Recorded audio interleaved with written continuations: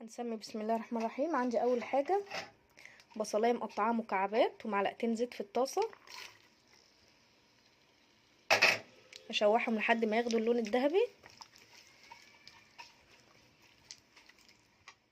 يبتدي ياخد اللون الذهبي اهو البصل. هحط بقى التوابل بتاعتي، ربع معلقه صغيره من الفلفل الاسمر، ربع معلقه من الكركم والكاري، لكن البابريكا والكمون هي نص معلقه صغيره مليانه، يعني ربع معلقه من الثلاث حاجات دول، لكن البابريكا والكمون نص معلقه. اهم حاجه الكمون والبابريكا في صلصه المكرونه، يعني لو عندك الباقيين مش موجودين، بس البابريكا والكمون بيدوها ريحه حلوه قوي للصلصه وطعم حلو. هنزل بقى في الوقت دوت هي لونها كده اصفر ذهبي، هنزل بالتوابل تتشوح بقى. الطريقه دي جربيها كده ان شاء الله هتعجبك قوي، انك تشوحي التوابل مع البصلايه بتدي طعم حلو قوي.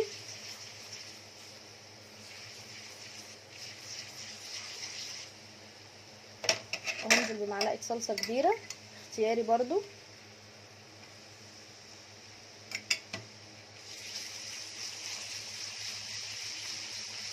بعد ما شوحت التوابل نزلت بمعلقه الصلصه، احورها بس كده، اطلع الماده الحافظه اللي فيها.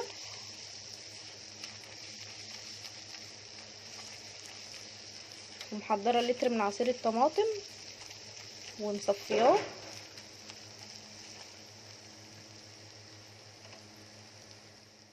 اول ما تشمي صلصه الطماطم ريحتها تنزلي بعصير الطماطم متصفي. بسم الله الرحمن الرحيم. عندي رشه سكر، معلقه صغيره من الملح او ملح حسب الرغبه. هقلبهم مع بعض واسيبها تتسبك بقى. دي اول خطوه هنعملها في الصلصه. الخطوه التانية هنعملها في المكرونه بقى نفسها. كده خلاص الصلصه عندنا بقت جاهزه للمكرونه. القوام ده كويس قوي لانها ما بتقعد شويه بتتقل. لما بيكون الصوص بتاع المكرونه مش تقيل قوي بيغلف المكرونيه كلها وبيديها طعم حلو قوي وبتخليها خفيفه كده في الاكل، وفعلا ما بتشبعيش منها. لكن ما بتكون تقيله قوي او متسبكه قوي بتبقى تقيله في الاكل، تقيله قوي يعني على قلبنا شويه، على صدرنا زي ما بنقول كده. وبتلاقي المكرونه كلها مش لون واحد، حته حمراء وحته هتلاقيها بيضه شويه، مش بتدي شكل حلو قوي. كده غلت للمكرونه هحط معلقه كبيره ملح وربع معلقه صغيره من الكركم بتديها لون حلو قوي، ومعلقه زيت.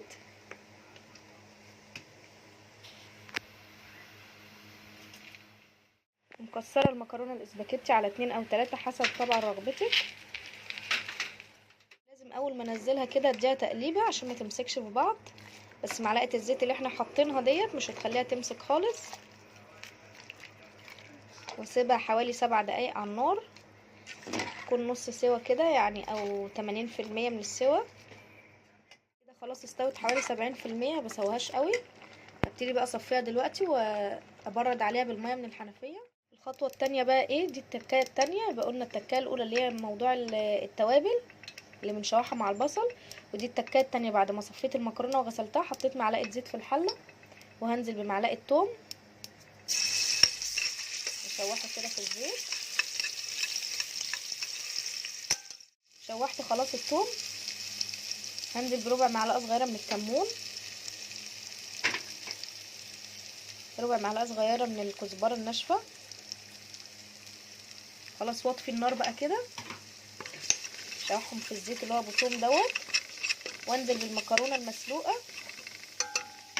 بس هحط حاجه بسيطه من الملح عشان طبعا لما بنغسل المكرونه الملح اللي بنبقى حاطينه في ميه السليق. هنزل بقى بالمكرونه المسلوقه.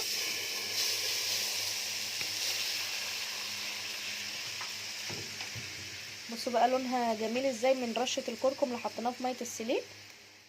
اقلبها بقى. بصوا كده كلها بقى تبقى مختلطه بالبهارات اللي احنا حطيناها ديت، الكمون مع الثوم والكزبره. مش قادره اقول لكم، ممكن تاكلوها كده بس طعمها بيبقى حلو قوي وريحتها وهي مسلوقه كده من غير صلصه. كده بقت جاهزه خلاص، نحط عليها صلصه الطماطم.